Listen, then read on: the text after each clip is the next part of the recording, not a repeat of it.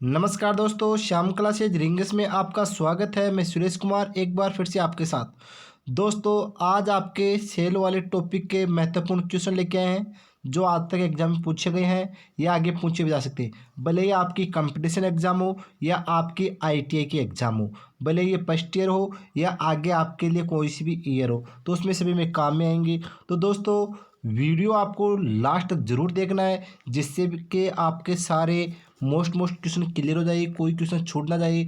अगर लास्ट में आपको वीडियो अच्छा लगता है तो इसको लाइक करना और फिर अपने दोस्तों के साथ शेयर करना। अगर चैनल को पहली बार विजिट कर रहे हो तो सब्सक्राइब करना, जिससे कि अगले क्लास का नोटिफिकेशन आपके पास आ जाएगा। वक्त ज़्यादा ख़राब न करें और आते हैं, पहले क्वेश्चन स्टार्ट करते हैं दोस्तों। और आपका पहला क्वेश्चन है, सर्वप्रथम बनाया गया सेल कौन सा था? यानी सर्वप्रथम कौन सा सेल बनाया गया था? तो दोस्तों, आपको मालूम है, एक होते हैं प्राथमिक सेल, एक होते हैं द्वितीय सेल। और सबसे पहले प्राथमिक सेल बनाए थे और प्राथमिक सेलों में पहला सेल आपका वोल्टेज सेल। तो इसमें एकदम करेक्ट आंसर आ रहा है आपका वोल्टेज सेल, यानी पहले में क्या आएगा? सी। ठीक है दोस्तों, अगले क्वेश्चन की बात करें दोस्तों, वोल्टेज सेल का विद्युत बल क्या है?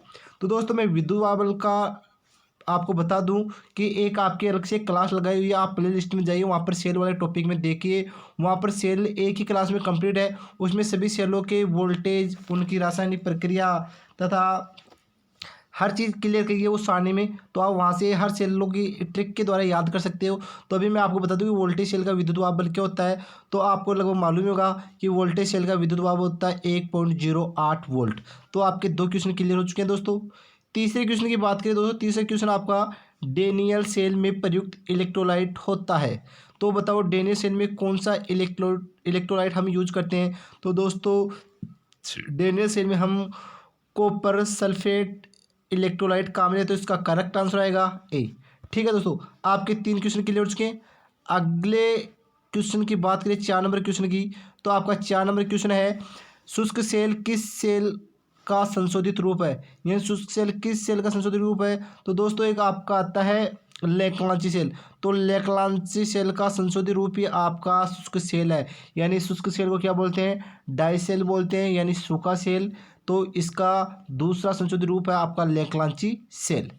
ठीक है दोस्तों, आगे बात करें, अगला आपका क्वेश्चन, लेक्लांची सेल में इलेक्ट्रोलाइट के रूप में प्रयुक्त होता है। यानी हम लेक्लांची सेल में कौन सा इलेक्ट्रोलाइट काम में लेते हैं? तो दोस्तों, हम लेक्लांची सेल में हम अमोनिया क्लोराइड इलेक्ट्रोलाइट काम में लेते हैं। तो इसका करेक्ट आंसर है ए। ठीक है दोस्तों, अगले क्वेश्चन की बात करें दोस्तों, आपका अगला क्वेश्चन है, निम्न में से बटन सेल किसे कहते हैं? तो लगभग सभी बच्चों को आता भी होगा, यानी आपके मरकरी सेल को ही क्या कहते हैं? बटन सेल कहते हैं। तो दोस्तों, आपके 6 क्वेश्चन हैं जो लगभग आज तक एग्जाम में पूछे हैं या आगे पूछे भी जा सकते हैं। ठीक है दोस्तों, आगे बात करें दोस्तों, आपके 6 नंबर क्वेश्चन के बाद में 7वां क्वेश्चन स्टार्ट हो रहा है। क्वेश्चन काफ़ी अच्छे से बताएंगे दोस्तों, तो आप वीडियो भले थोड़ा लॉन्ग हो जाए लेकिन आगे आपके काम में आएगा, क्योंकि बहुत से बच्चे आगे भी देखते हैं जिससे दिक्कत ना आए उनको। आगे आपका, सिल्वर ऑक्साइड सेल का ईएमएफ कितना होता है? तो दोस्तों, आपका सिल्वर ऑक्साइड सेल है, इसका विद्युत बल कितना है? तो जितना आपका शुष्क सेल का होता है उतना इसका होता है, यानी 1.5। ठीक दोस्तों, तो इसका है 1.5 वोल्ट। तो इसका करेक्ट आंसर आएगा बी। अगले क्वेश्चन की बात करें दोस्तों, अगला क्वेश्चन आपका, प्राथमिक सेल के अपेक्षा द्वितीय सेल का विद्युत बल होता है। तो बताओ, प्राथमिक सेल के अपेक्षा द्वितीय सेल का विद्युत बल क्या होगा? अधिक होगा। तो दोस्तों, इसका करेक्ट आंसर आएगा सी, यानी अधिक होता है। अगला क्वेश्चन है दोस्तों आपका, निम्न में से क्षारीय सेल होता है, यानी इनमें से कौन सा सेल क्षारीय सेल है? तो दोस्तों, इनमें से आपका निकिल कैडमियम सेल को क्षारीय सेल कहते हैं, यानी आपका जो द्वितीय सेल है, तो द्वितीय सेल को हम क्षारीय सेल कहते हैं। तो इसमें इसका करेक्ट आंसर आएगा निकिल कैडमियम सेल। अगले क्वेश्चन की बात करें दोस्तों, आपका अगला क्वेश्चन है, कैडमियम धातु के प्रयोग से सेल का आंतरिक प्रतिरोध होता है। तो बताओ, कैडमियम धातु के प्रयोग से सेल का आंतरिक प्रतिरोध क्या होगा? तो ध्यान, हमेशा हम कैडमियम का प्रयोग करेंगे तो उसका आंतरिक प्रतिरोध घट जाता है। तो इसका करेक्ट आंसर आएगा घटता है, यानी ए इसका करेक्ट आंसर है। अगला क्वेश्चन है, चार्जिंग क्या है? यानी चार्जिंग क्या होती है? तो दोस्तों, किसी सेल को लोड के साथ जोड़ना। तो दोस्तों, आपका ये तो होगा नहीं, किसी सेल को डिस्चार्ज होने पर पुनः डीसी से जोड़ना। एकदम करेक्ट आंसर ये आएगा, अगर आपको कोई सेल डिस्चार्ज हो गया है तो उसे पुनः डीसी से जोड़ते हैं, उसे ही चार्जिंग कहते हैं। बोले किसी सेल को लोड से जोड़ना तो ये चार्जिंग थोड़ी कहलाएगा, ये तो लोड ले रहा है। किसी सेल को सप्लाई करना ये भी नहीं होगा और ये भी नहीं। तो इसका करेक्ट आंसर होगा आपका बी, यानी किसी सेल को डिस्चार्ज होने पर पुनः डीसी से जोड़ना। अगला क्वेश्चन है दोस्तों आपका, डीसी चार्जिंग के लिए किस प्रकार के स्रोत की आवश्यकता होती है, यानी बैटरी चार्जिंग के लिए किस स्रोत की आवश्यकता होती है। तो बैटरी चार्जिंग के लिए हमेशा केवल डीसी स्रोत की आवश्यकता है। अब कुछ बच्चे बोलते हैं सर हम तो एसी, हमारे घर पर कोई हम बैटरी लेके आते हैं उसे हम एसी से बढ़ाए, तो दोस्तों उसमें डायोड लगे होते हैं, डायोड एसी को डीसी में चेंज करते हैं। तो इसमें हमेशा केवल डीसी स्रोत की आवश्यकता होती है बैटरी को चार्ज करने के लिए। अगला क्वेश्चन है दोस्तों आपका, डेनियल सेल का आंतरिक प्रतिरोध होता है। काफ़ी बार आंतरिक प्रतिरोध क्वेश्चन पूछ जाते हैं दोस्तों। तो आपके डेनियल सेल का आंतरिक प्रतिरोध होगा, इसका करेक्ट आंसर आएगा सी, यानी 2 से 6 ओम आपके डेनियल सेल का आंतरिक प्रतिरोध होता है। अगला क्वेश्चन है दोस्तों, पॉकेट कैलकुलेटर आदि में किस प्रकार के सेल की जरूरत होती है। तो पॉकेट कैलकुलेटर आदि में किस प्रकार के सेल की आवश्यकता होगी दोस्तों। तो इसके लिए हमेशा आपका बटन सेल यानी मरकरी सेल होता है, उसकी जरूरत होती है। तो इसका करेक्ट आंसर आएगा डी। अगला क्वेश्चन, लेड एसिड बैटरी का कॉन्ट्रैक्टर किस पदार्थ का बनता है। काफ़ी अच्छा क्वेश्चन दोस्तों, और काफ़ी बार एग्जाम भी पूछा गया है। तो ये आप बना होता है हार्ड रबड़ का, तो इसका करेक्ट आंसर आएगा सी। अगला क्वेश्चन है दोस्तों, स्पेसिफिक ग्रेविटी की इकाई क्या होती है, यानी आपका अपेक्षित घनत्व होता है, उसकी इकाई किसमें मापा जाता है। तो दोस्तों किलोग्राम सेमी प्रति किग्राम नहीं होगा दोस्तों, किलोग्राम प्रति सेमी होगा ये भी नहीं होगा, किलोग्राम प्रति सेमी ये भी नहीं होगा, कोई इकाई नहीं होती। हाँ दोस्तों इसका करेक्ट आंसर आएगा डी, यानी स्पेसिफिक ग्रेविटी की कोई इकाई नहीं होती है। तो इसका करेक्ट आंसर आएगा डी। अगला क्वेश्चन है दोस्तों आपका, सिल्वर ऑक्साइड सेल की दक्षता मरकरी सेल की दक्षता से होती है। क्या होती है दोस्तों। तो हमेशा ध्यान रखना, सिल्वर ऑक्साइड सेल की दक्षता मरकरी सेल की दक्षता से अधिक होती है। तो इसका करेक्ट आंसर आएगा ए। अगला क्वेश्चन है, मरकरी सेल में विद्युत का कार्य कौन करता है, यानी मरकरी सेल में विद्युत का कार्य कौन करता है। तो दोस्तों इसमें विद्युत का कार्य आपका मर्क्यूरिक ऑक्साइड कार्य करता है। तो ये एक इलेक्ट्रोलाइट होता है जो ये कार्य करता है। अगला क्वेश्चन है दोस्तों आपका, लेक्लांची सेल में ऋण ध्रुव का कार्य कौन करता है, यानी इसमें ऋण ध्रुव का कार्य कौन करेगा। तो दोस्तों हमेशा लेक्लांची सेल में ऋण ध्रुव का कार्य आपकी जस्ते की छड़ करती है। तो इसका करेक्ट आंसर आएगा ए, यानी जस्ते की छड़। अगला क्वेश्चन है दोस्तों, निम्न में से कौन का कार्य विद्युत बैटरी करती है, निम्न में से कौन का कार्य विद्युत बैटरी करती है। तो बैटरी का क्या कार्य है। तो रासायनिक क्रिया द्वारा विद्युत उत्पन्न, एकदम करेक्ट आंसर ये है। यांत्रिक ऊर्जा को विद्युत ऊर्जा में, ये जनरेटर कार्य है। ऊष्मा ऊर्जा को प्रकाश ऊर्जा में, तो ये हमेशा लैंप का कार्य है। प्रकाश ऊर्जा को विद्युत ऊर्जा में, तो ये भी आपके अलग है। तो इसका करेक्ट आंसर होगा रासायनिक क्रिया द्वारा विद्युत उत्पन्न करना, ये आपकी विद्युत बैटरी का कार्य है। तो लगभग आपके कितने क्वेश्चन हो चुके दोस्तों, 20 क्वेश्चन। आगे बात करें 21वां क्वेश्चन है, प्राइमरी बैटरी में, यानी प्राइमरी बैटरी में रासायनिक क्रिया उत्क्रमण होती है, नहीं होती दोस्तों, एकदम गलत है। रासायनिक क्रिया उत्क्रमण नहीं होती है। हाँ दोस्तों रासायनिक क्रिया कभी भी उत्क्रमण नहीं होगी। तो इसका करेक्ट आंसर आएगा बी। अगला क्वेश्चन है, सेकेंडरी बैटरी में रासायनिक क्रिया उत्क्रमण, हाँ दोस्तों इसका करेक्ट आंसर ए आएगा। रासायनिक क्रिया उत्क्रमण नहीं होती है, यह आपके प्राइमरी का हो गया। कोई रासायनिक क्रिया नहीं होती, रासायनिक क्रिया होती है तो ये भी नहीं आएगा। रासायनिक क्रिया होती है ये भी नहीं आएगा। तो इसका पहला का आंसर आ रहा है रासायनिक क्रिया उत्क्रमणीय होती है। अगला क्वेश्चन है दोस्तों, सेकेंडरी सेल का उदाहरण है, यानी इनमें से सेकेंडरी सेल कौन सा है। लेक्लांची आपका प्राइमरी है, शुष्क सेल आपका प्राइमरी है, डेनियल सेल प्राइमरी है, लेड एसिड है, ये आपका सेकेंडरी सेल है। एकदम करेक्ट आंसर आएगा बी।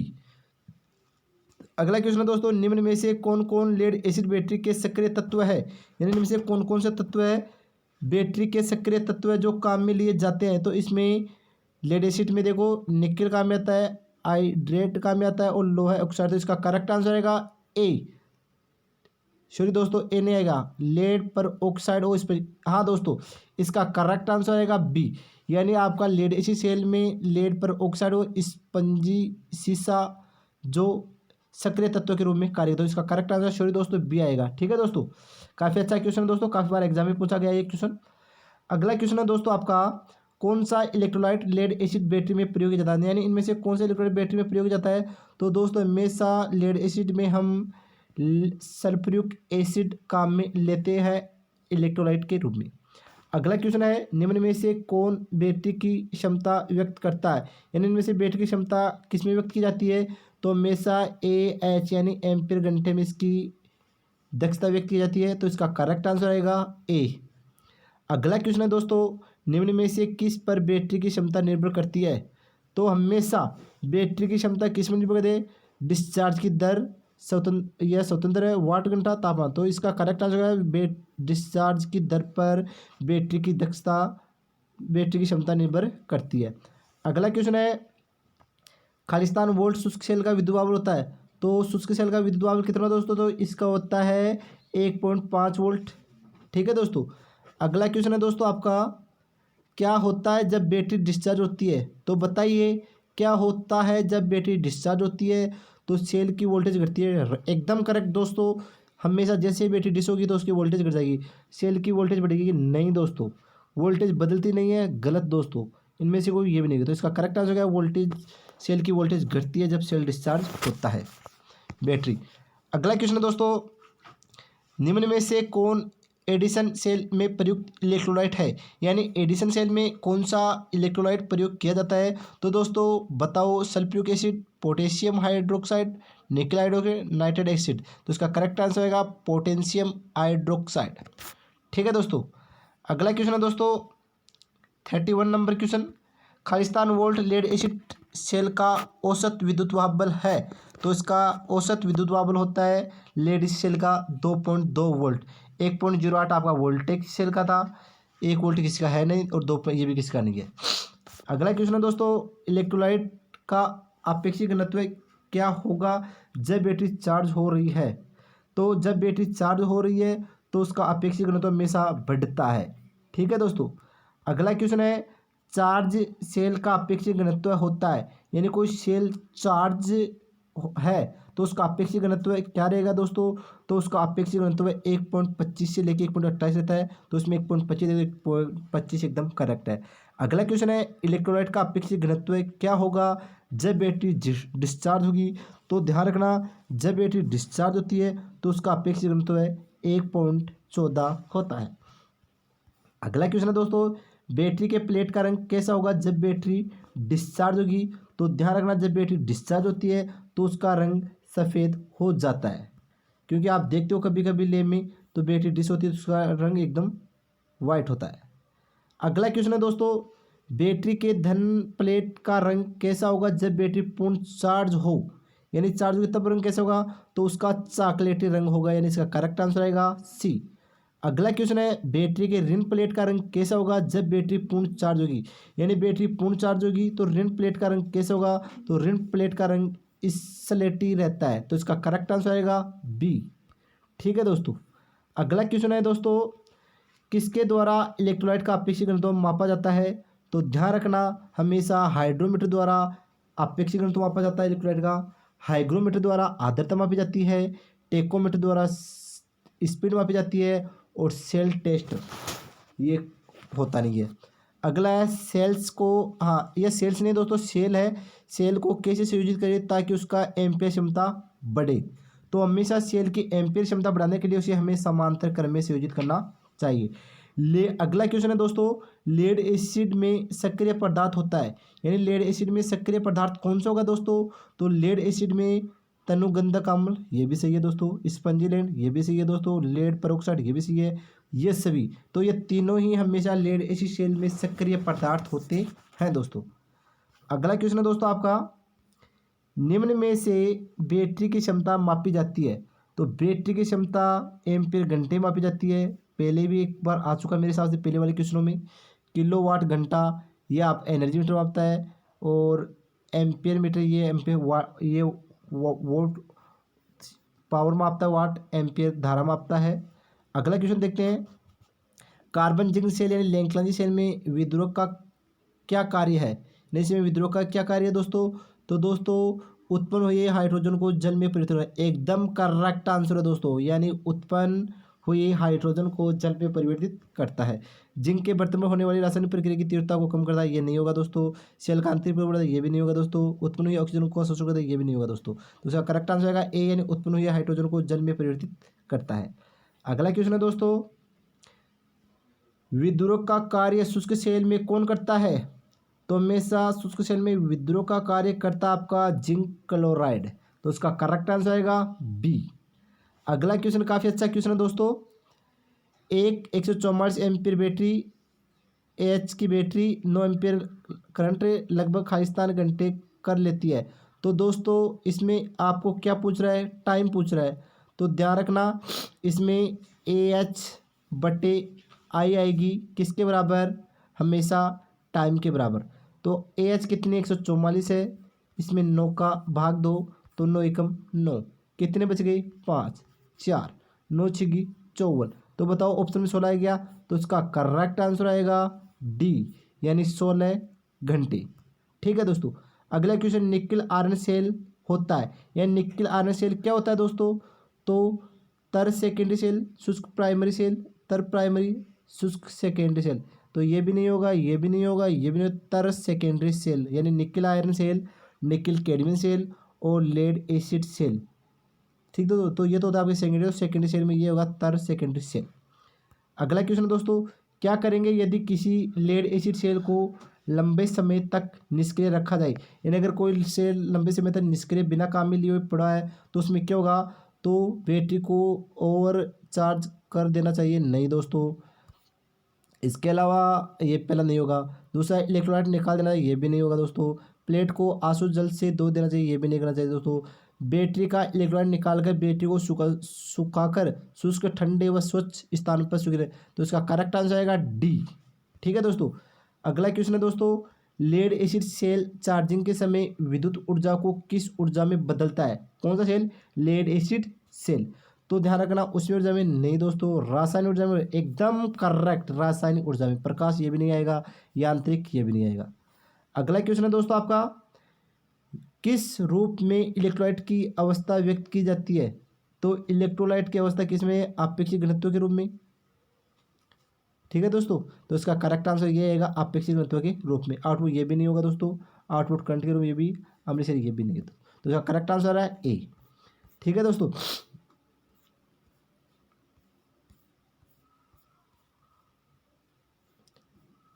49 ये क्वेश्चन देखो दोस्तों, सेकेंडरी सेल का मुख्य लाभ क्या है? यानी आपका सेकेंडरी सेल होता है, उसका मुख्य लाभ क्या है दोस्तों? इसे संचल वैद्युतिक स्रोत के रूप में प्रयोग किया जाता है, नहीं दोस्तों। इसे पुनः आवेशित किया जाता है, एकदम करेक्ट। आपका सेकेंडरी सेल है, उसे पुनः आवेशित किया जा सकता है। इसका मूल्य कम, तो ये भी नहीं होगा। इसका आकार छोटा होता है, ये भी नहीं होगा। तो इसका करेक्ट आंसर है बी। अगला क्वेश्चन है दोस्तों, किस प्रकार के गैसिंग उत्संपन्न होता है? तो शुष्क सेल का डिस्चार्जिंग प्रक्रिया, नहीं दोस्तों। लेडी सेल की डिस्चार्जिंग प्रक्रिया, नहीं दोस्तों। लेडी सेल की चार्जिंग प्रक्रिया, तो चार्जिंग प्रक्रिया के दौरान ही गैसिंग संपन्न होती है। तो इसका करेक्ट आंसर आएगा सी। तो दोस्तों आज के लिए 50 क्वेश्चन क्लियर करा दिए। अगले वीडियो में 50 क्वेश्चन कराएंगे, लगभग आपके 120 या 30 क्वेश्चन सेल वाले से। तो दोस्तों आज के लिए बस इतना ही। अगली क्लास में फिर मिलेंगे। आपका कीमती समय देने के लिए धन्यवाद।